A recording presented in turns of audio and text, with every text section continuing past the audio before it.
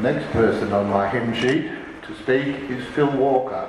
I think he deserves a whack and big up.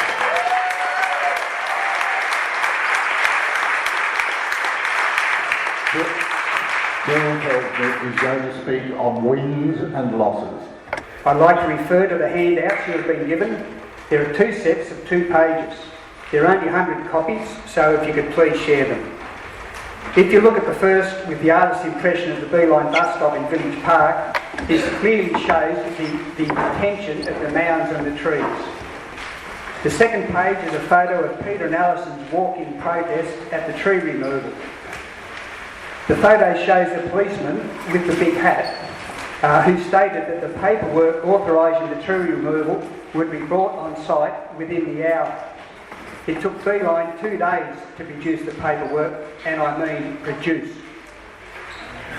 However, this authority remains confidential, so copies are not available to the public. The second handout of 2 pages shows the proposed zoning of Village Park in General Manager Mark Ferguson's Mona Vale Place Plan. As you can see, the V-shaped area Mark II occupies much of Village Park and allows 16.5 metre high buildings, or 4 stories, in the park.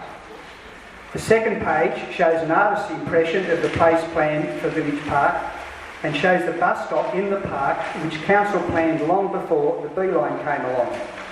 The bus stop is to activate the park. Only the Pittwater Road 4-storey building is shown, and the perspective fails to show the other proposed 4-storey building along Park Street. It also fails to show the 6-storey buildings all over Mona Vale, from Mona Vale Road to Darley Street. It also fails to show the factory top housing, 2 4-stories from Darley Street to Bassett Street. The Greater Sydney Commission has now defined Mona Vale as a district centre, which requires an emphasis for employment rather than accommodation.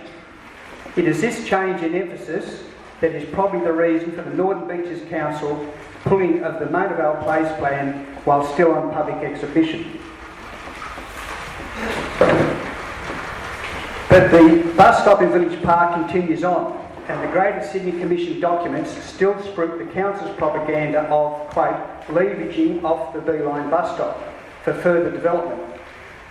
The 36 4-hour parking spaces being stolen from the Scouts and Guides won't even fill one half of one bus on the Beeline. This madness must stop. The last tree came down at noon last Friday week. At 2 o'clock that afternoon, a flight of 6 sulphur-crested cockatoos flew into Village Park at tree height to inspect the loss of their reliable food source. They flew through the space where the trees had been cleared, across Barrenjoey Road, and whirled around to the north to come back again through Village Park. That flight is recorded on John Ellingsworth's film of the last day at Village Park on his Pittwater Pathways YouTube site. Thank you, John and Lynn.